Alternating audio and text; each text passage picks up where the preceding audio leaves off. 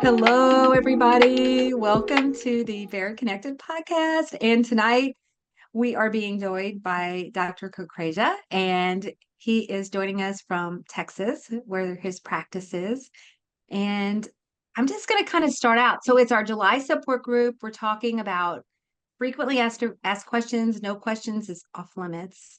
So we'll just kind of dive into that. And we had a lot of people submit questions before we actually went live during the registrations. And then he's going to be getting creative too, I guess, with people that come into his program, ask questions. And honestly, we're going to be just taking questions through the chat. So I have a feeling going to be having a lot of feedback. So go ahead and do a formal introduction here. I'd like to Oh my know you gosh. so much. No, Brenda, thanks for having me. Sachin Kukreja, I'm a bariatric surgeon in Dallas. I am owner of our practice of 3 surgeons. We are DFW Bariatrics and General Surgery. I am blessed to have 2 great partners, and between the 3 of us and our PA, we do about 600 surgeries a year. We have a wonderful medical weight loss and surgical weight loss program, and we've been here long enough to see not just new patients, but old patients. We've seen all the long-term successes, the journeys, and had to help people with weight regain as well. And we just really love what we do. In fact, so much so that last night I went to one of my patients' homes for dinner, and she had hosted dinner for myself, my wife, and our 3 kids. So yeah, we love what we do. So here I am to answer questions for you guys. Whatever I can help with, I am more than happy to. Wonderful. Well, I say we just kind of get started. I also want anybody who is joining our live to please feel free to go ahead and start the comment section.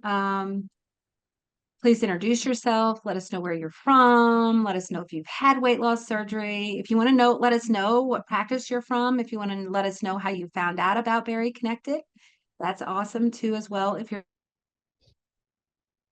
all of this will be available for in our Very Connected podcast, which is on most local podcast stations and also on our YouTube channel, which is ProCare Health.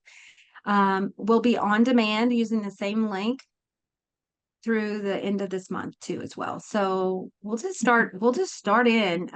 Where would you like to start? Would you like to start with questions that were submitted ahead of time? You want me Yeah, to I ask mean, or do you want I'm good with however you want to do it. I asked actually ChatGPT for its FAQ and see what it would say, and it gave me some starting points. But I'm happy to do whatever. I'm seeing people here from California, Massachusetts, Maryland, Atlanta, Billings, Montana. That's got to be beautiful this time of year.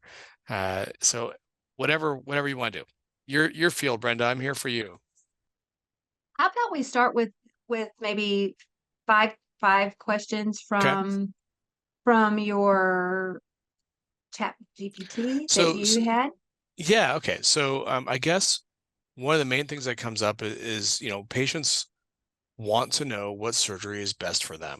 And that's probably the most frequently asked questions we get from our pre-op patients. And it's important to remember that um, as you get more aggressive with surgery, the more aggressive tool can be applied differently to different patients. So you probably wouldn't want to do something like a lap band on someone who's 500 pounds. You probably wouldn't want to do a duodenal switch on someone whose BMI is 31. Although there are exceptions to these things, I feel like bariatrics is the only space in medicine where the patient dictates their care, but it's my job to be a good teacher and a good doer and allow them to make those decisions. So if you want to start with the most conservative, if you found a surgeon in 2024 who still offers lap bands, go for it. That doesn't really exist too much anymore. Lap band being more conservative than sleeve. Sleeve is now the most popular of all the operations. Roughly 60% of primary bariatric operations in the country are sleeve now. There are some regional differences. If you go, especially the north and northeast, gastric bypass still prevails. Gastric bypass being a little bit more aggressive than sleeve. And then SADI and duodenal switch or duodenal switch or some variation is probably the most aggressive of all the operations that are offered today.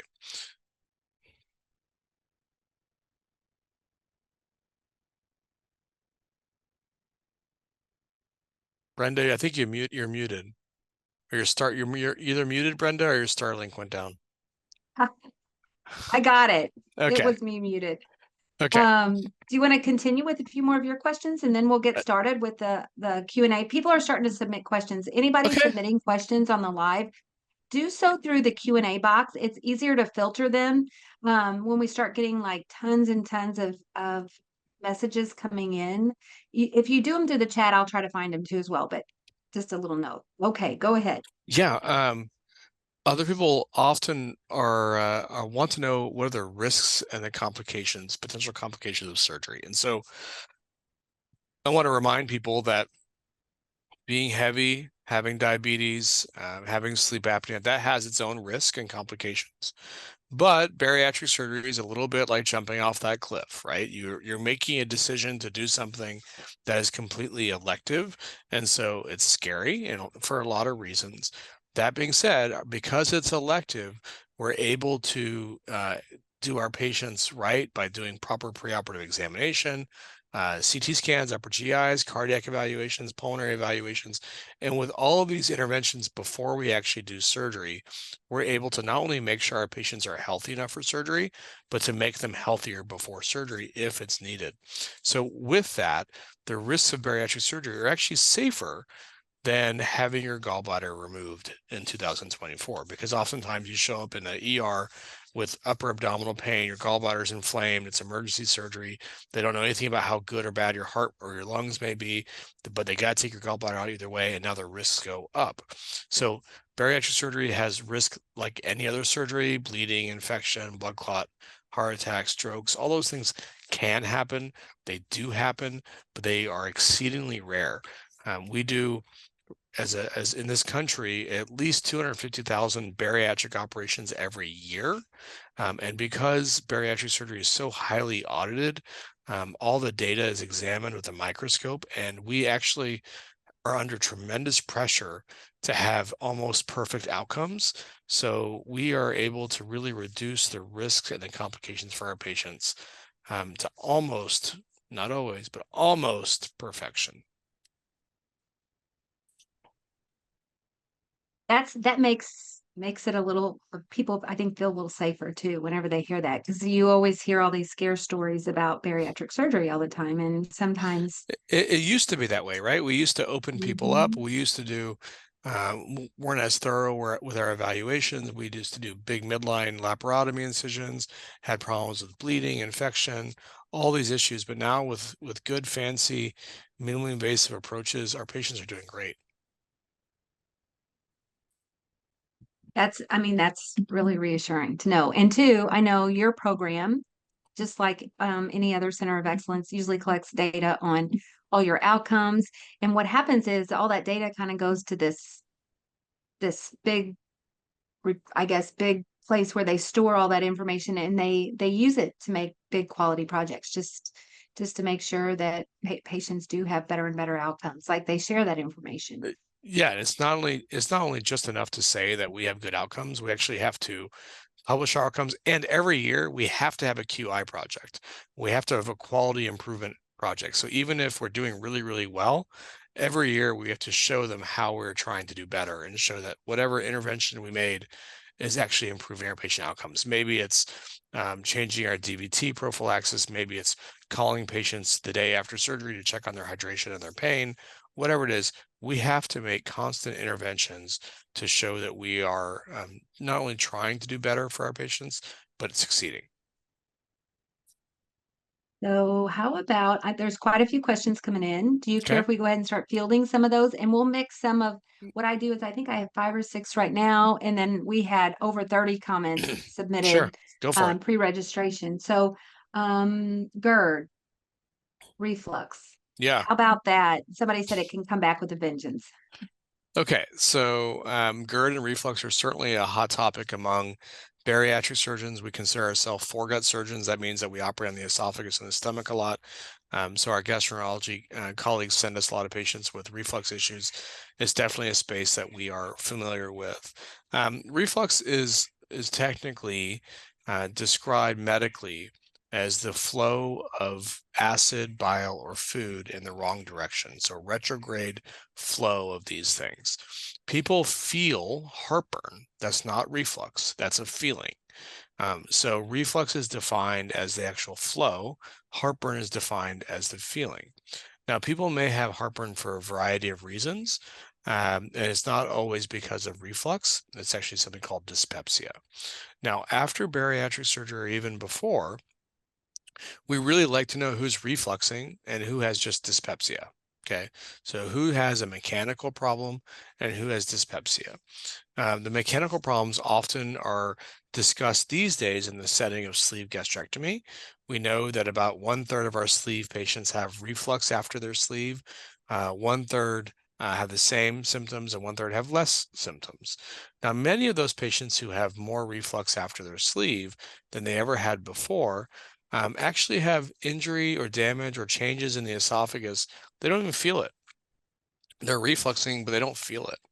And so that's why some of the new soft guidelines suggest that sleeve patients should get an endoscopy after about 3 years and make sure that the esophagus is nice and healthy. Um, when someone does have reflux, the first step is to make sure that they actually have reflux. So getting endoscopies, pH studies, that sort of thing. And then figuring out why, if you can, why they may have reflux. Maybe it's because of a hiatal hernia. Maybe it's because of a bad dysfunctional lower esophageal sphincter. Maybe it's because sleeve anatomy is less than ideal and has a stricture or a kink or a twist. Maybe it's a gastric bypass with a large pouch. All kinds of things can be related to reflux after surgery, and only once when you understand why someone is having reflux or what anatomic problem they have that is causing the symptom of heartburn, can you really figure out how to go about fixing it.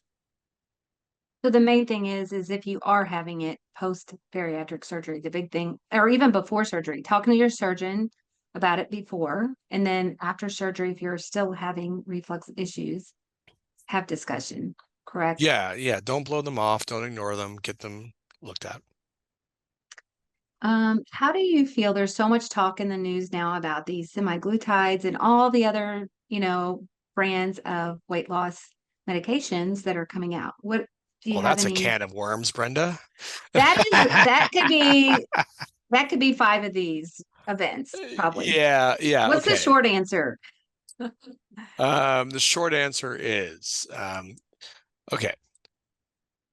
If you hear That one, and weight loss, like, which should you have weight loss surgery was the question. We're curious about this over surgery. okay. So if you hear one thing tonight, hear this. Obesity is a chronic, lifelong, progressive disease for which there is no cure. Okay. So what that means is as we get older, we gain weight. You're always going to eat. As social creatures, we invite people over to our house to eat, not to stare at them across the room. Okay. You go out with your friends and family and you eat. And as um, we get older, we naturally gain weight. And this is a disease. So I want you in that context to reframe the question a little bit. And that is, if someone had breast cancer, the question that you're asking is, do I get chemo or do I get surgery? And we understand that depending on where the breast cancer may be in its advancement, the answer may be chemotherapy, followed by surgery, followed by more chemotherapy. The answer may be just surgery. It may be just chemotherapy. So there are people out there that really need the meds before we ever do surgery. There are people that would do fine with just surgery. There are people that have surgery and have some weight regain down the road and need meds. And then there are people who probably do just fine with meds. So these medications are expensive, right? And so, irrespective of whether you're paying for them or your insurance company is paying for them, at some level, you're paying for them. And so the insurance companies are pulling back. They don't want to pay $1,000 a month forever. We know that half of people who are taking these medicines don't last more than 3 months on them. And that's because they don't want to keep giving themselves a shot for the rest of their life. The moment you stop taking the shot, you gain weight. We know that people don't like to be nauseated. They don't like to be bloated. We know that the week of Thanksgiving, no one takes their shot, and suddenly a 4-week supply becomes a 5-week supply, which tells you also that um, we talk a lot about obesity care being a lifelong decision, a choice, an active investment, right? But we're also talking about lifestyle changes and say, okay, you can make all these changes except that week of Thanksgiving. Go ahead and have the pies and the cakes and the extras. So it's all a very confusing space. But surgery is still the gold standard. I don't know if it'll always be the gold standard, but surgery and medicine should both be considered together in our practice. And maybe it's a keep your friends close, your enemies closer approach, but we do prescribe. We do give medications to the right patients, and we see that it helps a lot of people. And a lot of people give up on the meds and they go for surgery down the road. So, adjunct to that same question, why do some doctors want you to take the weight loss shots even though you had weight loss surgery? So, I feel like you kind of just answered that. It's a multi-system approach. Yeah. Yeah, I mean, you have to attack this from different angles, and there may be, I have patients who I do a sleeve on who start out with a BMI of 34, and they lose a ton of weight. They're down to BMI of 23, and they're happy. They don't need meds, right? They don't need to give themselves a shot every week for the rest of their lives. I have other patients that start out with a BMI of 70 and get a sleeve and end up at a BMI of 50 and want more, and maybe they need a revision, or maybe they need meds or some combination. Any experience with patients who end up having some kind of hormonal imbalance or shift after large amounts of weight loss, more than 130 pounds? Um, I guess it really, I mean, there's the word hormonal imbalance triggers a bunch of questions in my mind. Um, but certainly there are tremendous influences throughout our body that affect when we eat and how we process it, right? And so your body will change, right? I mean, you may have a great surgery that works really well, and now something else changes in your body. So you can go to the shop and you can get the engine replaced on your car, and next week your air conditioning can go out, right? You got a brand new engine, but you have no air conditioning in the car. That can happen. And so it can happen with your body after weight loss surgery as well. The important thing is that now when the air conditioning goes out, you figure out how to get that addressed, and now you have a new air conditioning and a new car, a new engine. So the hormonal imbalances that happen, they may be related to a variety of things. Maybe it's menopause when metabolism slows down by about 30%. Maybe it's a big thyroid shift, and you've got a big hypothyroid, a Graves' adenoma. All kinds of things can happen. But just because you have weight loss surgery once doesn't mean your disease of obesity is cured forever. There are other variables that can certainly come into play. Great consideration. My plan allows for carbs like tortillas and bread after 3 months. From what I read, most recommend to avoid carbs. What do you recommend? Bypass patient So question. there are two considerations here. One is the mechanical aspects of bread, like tortillas, and the other is the carb content. Okay, um, not all carbs are the same, right? And hopefully your dietitian has been able to explain all this to you and you understand it, or if not, you have access to a dietitian. But carbs may be in the form of simple carbs, complex carbs. They could be fiber, they can be whole wheat, they can be added sugar. So your plan may allow for carbs. I'm not sure what the plan means. Maybe it's that was laid out by the dietitian, but you can imagine a world where you get no extra carbs, you get no bread, you get no rice, you get no pasta. You will still get carbs. You may get carbs in the green pepper, you may get carbs in the carrots, you may get carbs wherever. You're never going to escape carbs. But what you should know is that your body, if you don't give it sugar, it will find and make its own sugar. That is one thing that your body is really good at doing, is mobilizing fat and mobilizing the sugar within your liver. to make the body have the sugar that it needs. So you're always going to be better off from a weight loss perspective without carbs. Doesn't mean you can't have carbs and still lose weight, but it's going to be better and easier avoiding carbs in general. But you have to live with a diet, or I should say a meal plan, that is agreeable and sustainable to your life. Now there's the mechanical aspect of it. Many gastric bypass patients don't do well with drier foods. Maybe that's tortillas, maybe that's spongier bread. I know low carb tortillas tend to be a little bit less buttery and a little bit more stiff and cardboard like, and they probably don't go down as well. But avoiding carbs in general is helpful for weight loss. Great answer. What potential food intolerances do some experience after weight loss surgery? For example, lactose intolerance, whey, problems with red meat, etc. So, it's funny. Lactose intolerance is one of those things. We are all, as adults, lactose intolerant. That is, by definition, what happens to every adult. Our gut, our GI tract is not intended to break down milk. Okay. However, you are able to break down enough milk over a long GI tract that you never notice the diarrhea because you have enough redundancies in the system. But as we get older, as we escape childhood, we don't do as well with lactose. And then when you do a gastric bypass, not usually with a sleeve, but a gastric bypass or a switch, the lactose intolerance suddenly becomes more apparent, even though you were already showing signs of lactose deficiency or the inability to break down lactose with lactase. It just becomes more apparent. Whey is a poorly processed protein for many people. That's one of the reasons why mass-produced protein is often not well tolerated by a lot of people. I'm not going to mention any brands here, but there are some very large commercially available brands that are not tolerated well because the whey is produced in mass. And then red meat, if you've ever chewed up a piece of steak and then spit it out, it looks more like your car ran over it than you actually ate anything.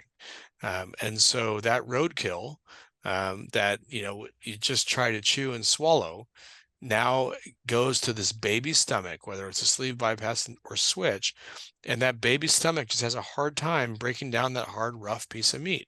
So red meat is probably fine in small bites when it's chewed super well, it's super soft.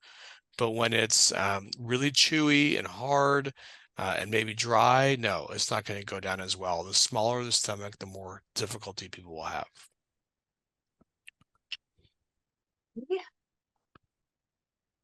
got that one. Great answer. This is going back to reflux. I had a revision from sleeve to bypass 12 weeks ago, and I am starting to experience heartburn. Is that normal? So let's go back to what we said. Heartburn is a symptom. Reflux is a disease. So if you're experiencing heartburn, it's imperative to understand if that heartburn you're feeling is truly related to pathologic acid exposure, abnormal acid exposure in the esophagus.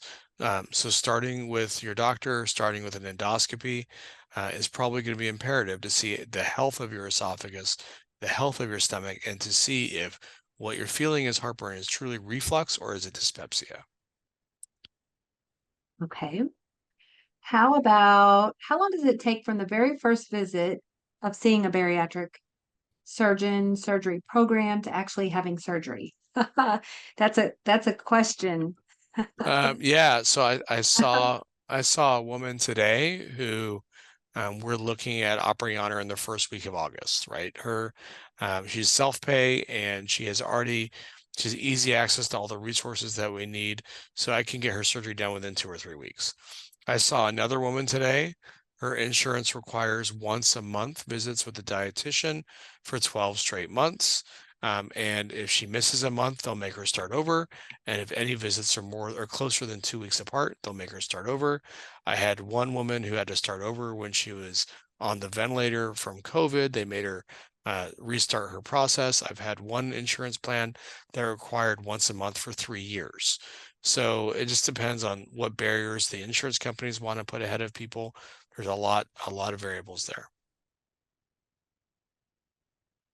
So true. So make sure and check out your insurance plan. That'll give you a good way Yeah. to check it out. So, any recommendations on how we can make the most of our honeymoon period to set ourselves up for the best success, maximize weight Yeah. loss, develop the best habits, etc.? That's a Yeah, great no, question. that's great. I think that the best thing you can do to set yourself up for long-term success is have this surgery when you're emotionally and physically prepared to have this surgery, right? Don't rush into it.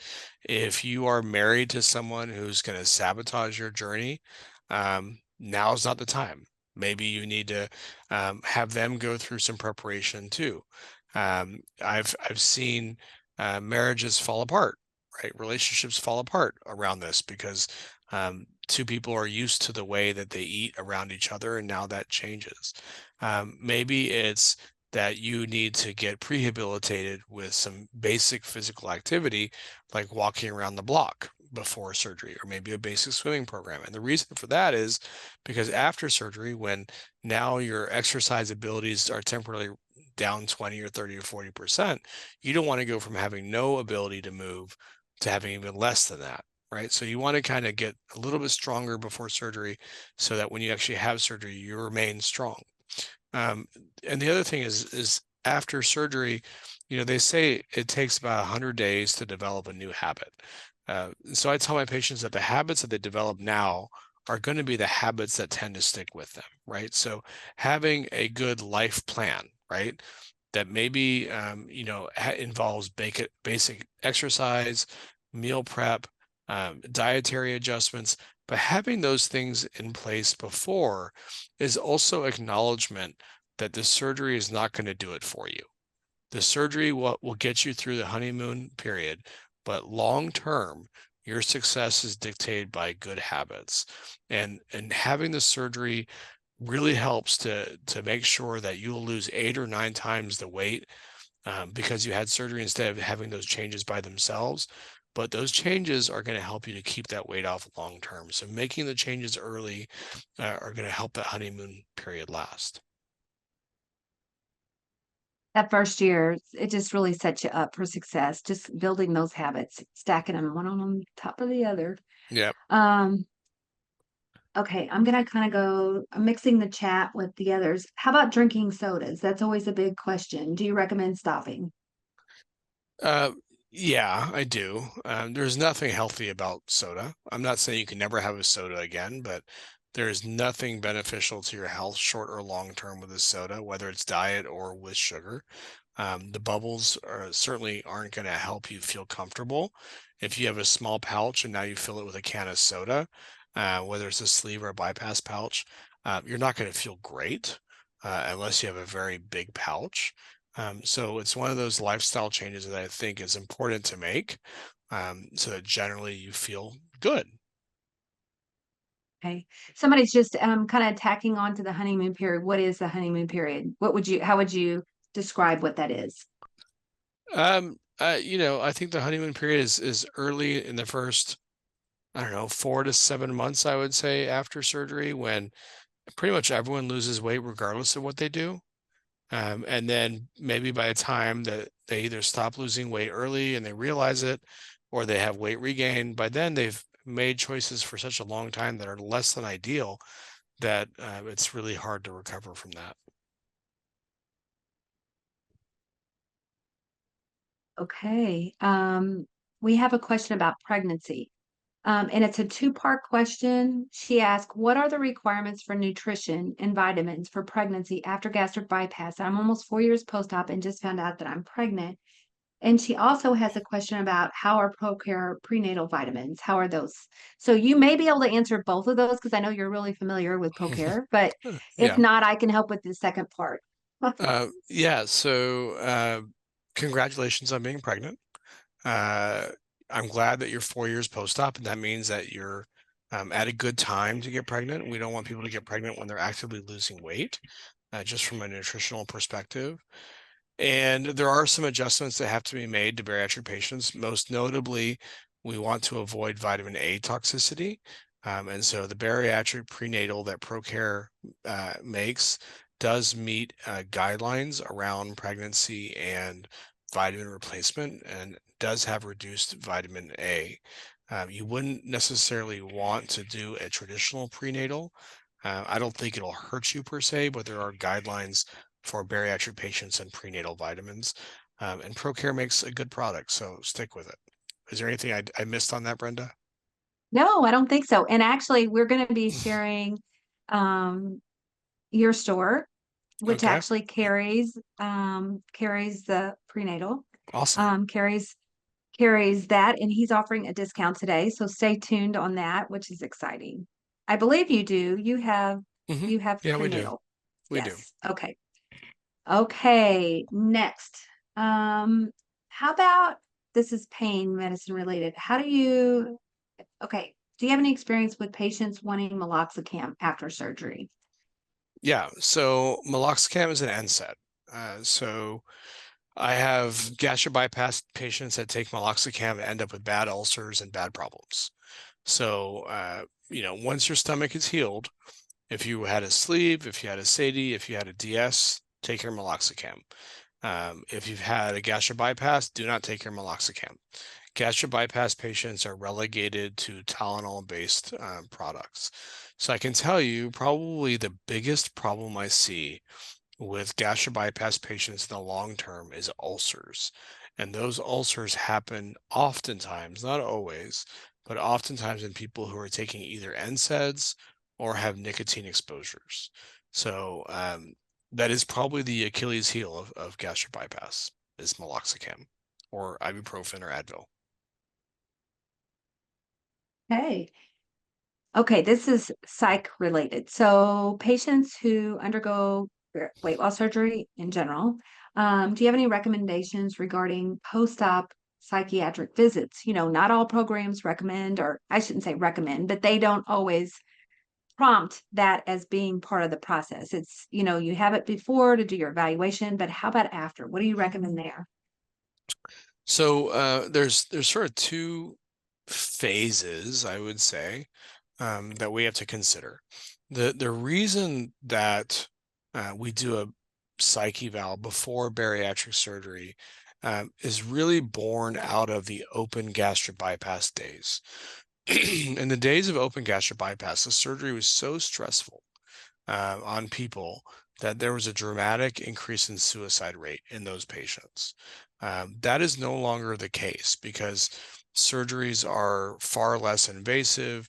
The complications are so few and far between. So that is not really a concern today, but we still have to do the psych eval as a vestige, as a leftover from the days of open gastric bypass. Insurance companies and hospitals still require it. So the purpose of the psych eval before surgery is really to show stability, that this person can have something in their life happen that's a little stressful, and they're not going to be sabotaged by their life partner, that they're going to have a place to sleep at night, that they have the understanding of what they are doing with surgery, because your relationship with food has changed. After surgery, I think that the role of a psychologist or a mental health program is really to sort of make sure that your relationship with food has not affected your relationship with people. We talk to our patients about this all the time. There was a big post recently on our support group about this very issue with a marriage that seems to be falling apart around the food after bariatric surgery. But having access to it doesn't have to necessarily, I think, in most cases, be a mental health professional, but a support resource is really important for some people. Now, if you go into surgery having certain mental health support needs, you probably will need them afterwards as well. That's interesting. I know Dr. Connie Stapleton, she's one of my friends, and also she's been on our podcast several times. She says too, she's like, you don't even have to see a bariatric counselor. Go to a relationship counselor, somebody who Mhm. talks about relationships, because relationships are probably one of the biggest things. It's not just about food. It's about how food forms different. lines Mhm. within all of the different relationships that we have. Yeah, So, yeah. um, here's a question about skin removal. If my plan doesn't cover the removal of excess skin post-op and I can pay for a surgery, is there a program that can help with that? I'm not sure if they're talking about a surgical weight loss or like a plastic surgeon, or if they're talking about maybe getting help paying for their surgery. Not quite sure. Yeah, I mean, we work with a handful of plastic surgeons that we like. In our practice, we do the stomach ourselves, so we do paniculectomies for our patients. But for people that need maybe their boobs done or their arms or legs or whatever, we don't do that. And so we get a plastic surgeon involved. I can't speak to the finances around that because every surgeon is going to have different things in their practice and financing and all that kind of stuff. But yeah, So I guess if nothing else, get consultations, yeah, find someone that resonates with you because that's important. yeah. Um, okay, this is a question. I had gastric bypass 3 years ago and never had a problem consuming sugars since having the surgery. I was under the impression that I should be having dumping syndrome. Is it normal for me to be able to eat chocolate, sweets, etc.? So dumping syndrome happens when people take in more than 10 or 15 grams of sugar or fat at one time. Dumping syndrome is not common. We teach it to our patients. We talk about it. It's on all the social groups, whatever. In reality, only about 15% of gastric bypass patients have dumping. Now, the interesting thing is patients that do have dumping syndrome, gastric bypass patients that do have dumping syndrome, lose more weight than those that don't. And the reason for that is probably because they tried it once or twice, they got sick, they felt terrible, and now they avoid those chocolates and those sweets and the fattier foods. So because they can't tolerate them, they don't take them, they don't use them, and so they end up losing weight. But it's actually fairly uncommon to have issues with dumping syndrome. Hey,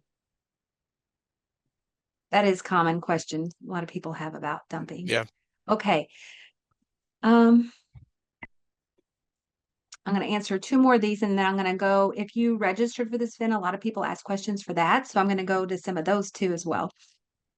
Sadie patient, I have to take extra vitamins on top of my ProCare DS Sadie multivitamins. What does my team just have me take once? It says have me take tons of megadose pills rather than put me on an injection. For instance, they have me taking 6 vitamin K pills per day, but there are shots for that, and they're probably only needed less than daily. Um, it sounds to me like your surgical team is being very cautious, or you have been identified to have significant vitamin deficiencies after your SATI, despite the vitamin that you're taking. I don't know which one it is. A 300 centimeter common channel SATI patient it would be unusual to have significant vitamin deficiencies. And I can say even in my regular DS patients with shorter common channels, I don't have anyone taking 6 vitamin Ks a day. So I'm not sure what's happening there. It's hard for me to offer medical advice or anything in this forum and certainly without all the information. But what you're experiencing with 6 vitamin K pills sounds a little bit unusual. And there's nothing wrong with being direct with your providers and saying, can you tell me more about this? Can you help me understand? And if you don't feel comfortable, maybe get another opinion. But I would say understanding it is probably key, knowing why, because especially if you're questioning it, ask those questions too to your provider. Maybe they have some extra. I mean, let me ask you this, Dr. Kukreja. Are you thinking like when you have patients that are direct with asking questions, is that appreciated? I No, mean, do you yeah, it's great. No, it's great. We want our patients to be as invested in their care as they can be. The alternative is much worse, right? When you have a patient that doesn't ask questions and just kind of goes with it, then you also have to wonder, like, are they really invested in this? Are they going to make the right choices? Are they going to follow up? Truthfully, we love our patients, but no one is going to care for you better than you're going to care for yourself. And definitely be it your own advocate? yeah, and if they are caring for you better than you care for yourself, or something else going on. Okay, another one. Do you feel like surgery is a good idea for someone in their 20s? What is your opinion on younger patients? Adolescent bariatrics is really a growing space. The youngest person in the world, Brenda, do you know this? Who was the youngest person to get a sleeve? Hmm. Mm, 12 or 13, maybe? I don't know. 18 months. So an 18-month-old was sleeved. Yes, Prader-Willi Oh, syndrome was something like 60 pounds at the time. And so yes, we do it. Do we know really long term if it's a good thing? No, we don't. But I don't necessarily have a lot of reservation doing a surgery in someone in their 20s. Except I will tell you that we need to really emphasize things like calcium metabolism, especially in female patients who are that young. Really emphasize the need for good calcium replacement, good bone density evaluations. Make sure that, someone in their 20s is going to be as excited to take their calcium when they're in their 30s, 40s, and 50s. Someone in their 20s that maybe is going through emotional changes with boyfriends, girlfriends, social circles, etc., is still going to feel cool taking their handful of calcium, right? And so all those things are important because if you get your sleeve in your 20s, you're still going to have a sleeve stomach in your 30s, 40s, and beyond. I mean, those are big questions. Also pregnancy, because a lot of Hmm. times when people are younger, they're going to want to know about that and Yeah. being monitored a little more closely. Okay, I'm going to switch over. There was a lot of questions that came in before through the registration process. I'm going to be asking some of those.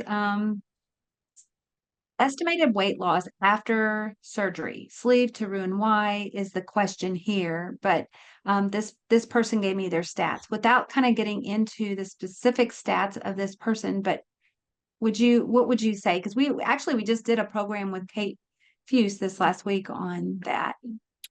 Yeah, so when people have primary bariatric operations, they're either having a sleeve or a bypass or a switch. We use the MBSAQIP risk calculator, and we actually plug them in. And this database is 800,000 patients strong, and we can pretty nicely predict or anticipate what their weight loss would be, what their diabetes remission would be. That's great. We're not yet at the point in medicine to be able to do the same thing for sleeve to bypass, or sleeve to switch, or bypass to switch, or whatever. So in my experience with sleeve to bypass, the weight loss is highly variable. It's a little bit unpredictable. We do see that the hormone changes that happen with sleeve are very similar to hormone changes that happen with bypass. So truthfully, we don't know. I saw a woman today and I told her that some of these people will lose a lot of weight, some people won't. It really just depends on the person, and that's why it's really important to have good habits. I will say that anecdotally, in my experience, if I have two things, is a patient pursuing a revision of their sleeve in their first 2 years is a bit of a red flag, unless the sleeve is anatomically a bad sleeve. And then a sleeve revision who doesn't take their vitamins, never took their vitamins, even though they were instructed to do so, tells me that this person may not do well with a revision. So something to think about, like what is the reason that they're Yeah, having the issue? Is it anatomical or is it something else, yeah, like behaviors? So right. it is something definitely to kind of take a look at. Hypoglycemia in bypass patients. Do you see that often? So, yes, in the sense that gastric bypass tends to have a tremendous improvement in diabetes, but also has tremendous lability in blood sugars. And so people who are very sugar sensitive, who had a gastric bypass will take in some sugar. Their blood sugar will rise appropriately. But then then the insulin kicks in from their body and their blood sugar plummets, and now they crave sugar again.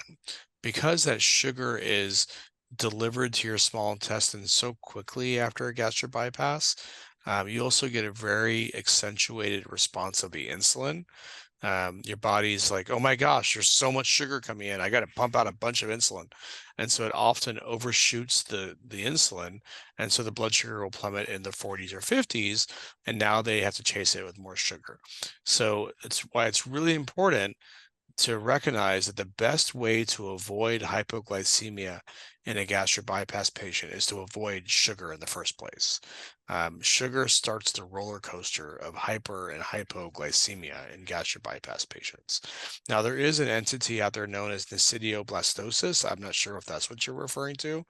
Nesidioblastosis is I would say, somewhat of a theoretical disease related to something called beta cell hypertrophy within the pancreas after gastric bypass. Most bariatric surgeons don't believe it exists. I've never actually seen a patient with it.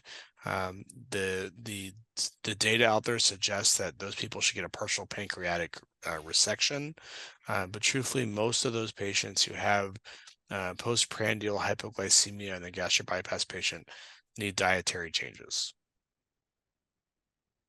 So if they were experiencing that, talk to the bariatric Yeah, so dietitian. so so yeah, so sugar is what starts that roller coaster.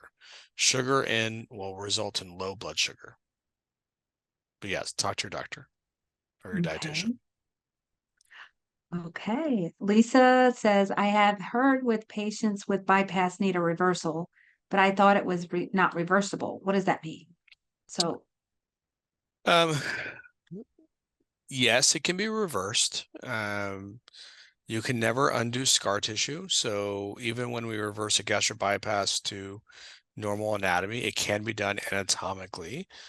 We occasionally have to do it very rarely for malnutrition or for refractory ulcer disease, but it can be done in the situation that it needs to be done. Yes. You'll always have scar tissue.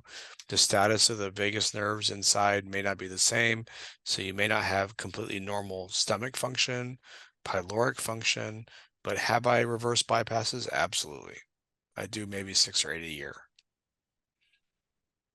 hmm, um, I'm going to take probably maybe two, three more questions Okay. because we're kind of getting close to time. Um, this person says, I'm struggling with the fear of not making it to surgery or having complications. How likely are complications for sleep? Fear of not making it to surgery or having complications. How likely are complications with sleep? So they must be pre-op, Yeah. must be a pre-op question. Yeah, so you can plug that in through the MSQIP calculator yourself, MBSAQIP. I'll say that slow so you can Google it, MBSAQIP risk calculator. Plug that into Google and you can plug in your own demographic. It'll ask you, your age, your height, your weight, your ethnicity, all these things, and whether you have high blood pressure or sleep apnea, and you can see yourself. I don't know you, I don't know your risk. Generally, sleep is incredibly low risk. People that are at higher risk include men who are older and bigger. Those are the three riskiest populations to operate on. So, the guy in my clinic who shows up who's 68 years old with who's 400 pounds and all belly, that doesn't excite me. So body habitus makes a big difference. Body habitus, overall state of health, all of those things matter. And she says she must have done the calculator. So she said, I did this and it says 0.01%. I don't understand that. That means 1 in 1,000. For whatever category you're looking at, you have a 1 in 1,000 chance of having that problem. It's pretty low risk. I would say so. Um, yeah. Okay. Two more. Hair loss. That's Yep. always how can it be minimized? How to That's a handle that. favorite, right? So Yes, it is. no matter how you lose hair or how you lose weight, you lose hair. Okay. Whether it's um, diet, exercise, semaglutide or surgery, you'll lose hair. And so hair loss is a function of malnutrition. When you're losing weight, you lose hair. Your body doesn't prioritize hair, skin, and nails. Okay. So giving your body the basic building blocks it needs for hair, skin, and nails includes biotin, iron, protein, and collagen. Those are the four mainstays. When it has enough of those four things, then you will have nice hair. So typically the worst hair loss is between months 4 and 7, 4 and 8, and then we see it pop up after that. So for most people, a lot of times it's short term. It's just getting Yeah. through those first months. That's months 4 through 7 or whatever it ends up being for that person. Yeah. I'll tell you, I tell my staff they can either sell vitamins or they can sell wigs, either one. Okay, last question here. Um, there's so many questions on weight regain and kind of fear around that. And I know you and we were just talking before this. You joined me a year ago, and I told them that was probably one of our largest attended Yeah. sessions. And it Yeah. is on YouTube. You can go to our YouTube channel and find it there. But any short answer for that, again, that's kind of like the weight loss medications question. It's so multifaceted. Yeah, so some amount of weight regain is expected. No one wants to hear that, right? They want to hear that their weight is going to come down and then flat out, they'll be fine.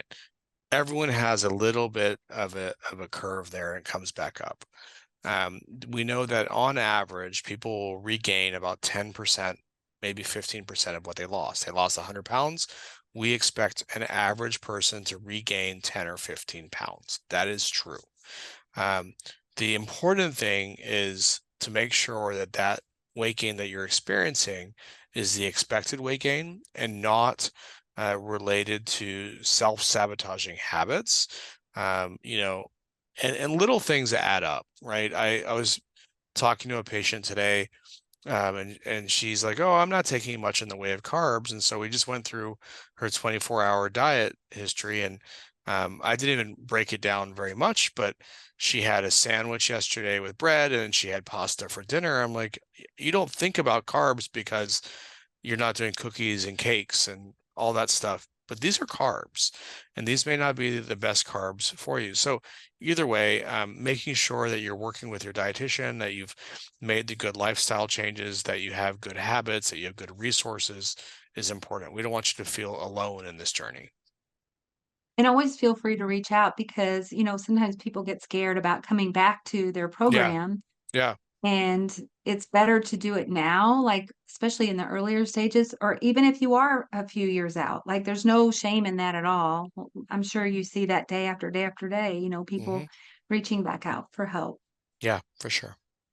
Okay, now tell us how people can, if they have questions or they want to get in touch with you with your program, is there a way to do that? Yeah, And so thank you for allowing me to do that. We would love to take care of anybody that needs help. Our website is easy to remember, www.dfwbariatricsurgery.com. We're in DFW, Dallas Fort Worth, bariatricsurgery.com. If you are interested in our host of vitamins, supplements, meal replacements, we kind of do it all. That's you can link from our website, but our vitamin store is dfwbariatricsstore.com. You can do that with one S or two S's. It doesn't matter. It goes to the same place. So dfwbariatricsstore.com. Today, we have a promotion going for all of you who've attended. If you use the coupon code ProCare Love, and a minimum purchase of $51, you'll get 15% off. So we have a bunch of products there, and would love to be able to help you out. We do ship all across the country. If you're within 10 miles of our office, we'll Uber it to you as well. So oh, that's pretty yeah, cool. we I'm have gonna Uber delivery here. So That's pretty neat. I just posted the links in the chat box. And the code again is ProCare Love, Love, all together. non, okay. Is it case sensitive? I don't believe No, it. shouldn't be. Okay. For You can do it. 15% off your Yeah, you can store. you can do it in all caps if you want, but I don't think it's case sensitive. And I'm gonna go ahead and pop on your website and just show them that. Is that okay? Yeah, please. And I'll in the chat, I'll just put the link that if they click on that link, maybe it's the same one you did, but that automatically puts the coupon code in there for them. Oh, that's even better yet. Here is your store. So on the DFW store, man, you have all different kinds of stuff. You have supplements, vitamins and calcium. You have hair, skin, and nail, hydrators, swag, protein shakes, all kinds of stuff. We try. We try. So So we have all kinds of stuff. You can navigate once you get there, you can navigate by all of that. And then when you get to the checkout, the cart is when you can use the code ProCare Love for 15% off. And then I'm going to absolutely. go ahead and navigate to your website as well. I have that pulled up here. Tell us about your website and your place that you Sure. operate. We're crazy. We operate out of 6 different hospitals, depending on the insurance. And so we operate all over town. We have 3 offices, spreading a 60-mile radius. And we do a lot of both in-person as well as telemedicine. We will also be happy to verify anybody's insurance free of charge. You can see that bottom button in blue. Click here for a free insurance check. We have insurance verifiers literally 24 hours a day, 7 days a week, that are working on this for us. So we verify about 30 patients a day. Wow.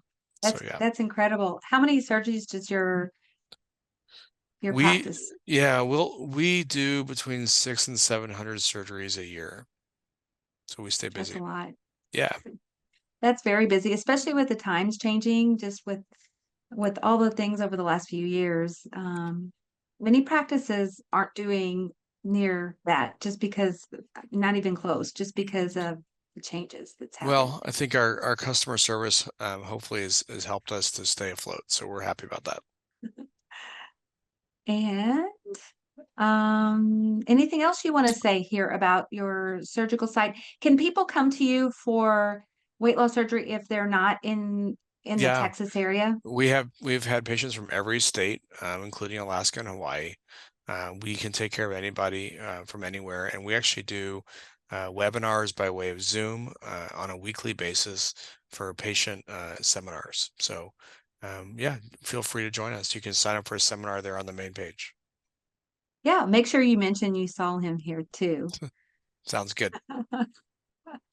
Does your website accept insurance for vitamins? It says. So if you want to pay for your vitamins using an HSA or an FSA card, you can. Yes. Okay, that's good to know. Awesome. Okay, and I'm also going to just mention too here a couple things with ProCare. So ProCare now Please. is our sponsor, and I just want to say here, guys, if you want to come back and listen to any of our events, including this event here, under this Very Connected tab at the very top, we have. I have to move my boxes. We have today's episode that's on there. So it's kind of emphasized on the page. It's right here in the middle.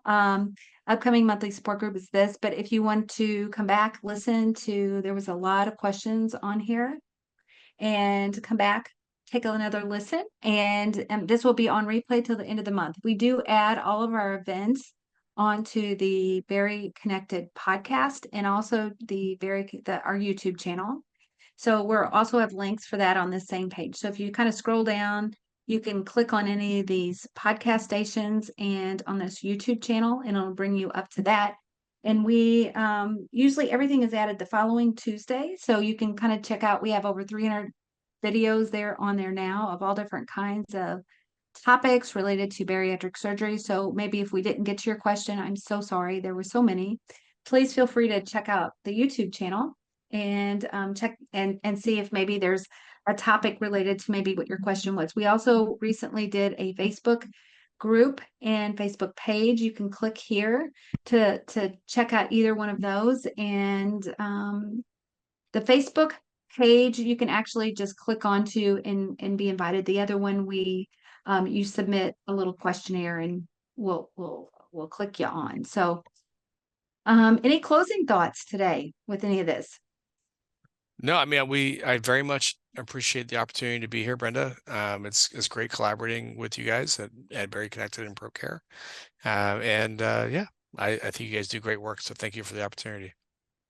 Yeah, thank you. And it was wonderful seeing you. We got to spend some time a little bit with you at the American Society for Metabolic Bariatric Surgery conference that was just hosted in San Diego. You and your wife were there with your part of your team too Yep. was at that Yeah. conference. Yeah. We try to bring the whole team out. So And we had members from your team playing. We had a big operation game, like the Yes, fun kids game, only it was life size. Did you get to play? I can't remember. You I played. I was did. even going to show your Y- picture. I y- had it saved on my phone. I did play. I did play. I Shoot. didn't win, but I played. So Well, thank you so much. It's been such a pleasure and have a great evening. And everybody listening, thank you for being here and being a part of this. We so appreciate you. You're what makes this special. awesome. Thanks, everybody. Thank Bye, you, Brenda. everybody. Bye.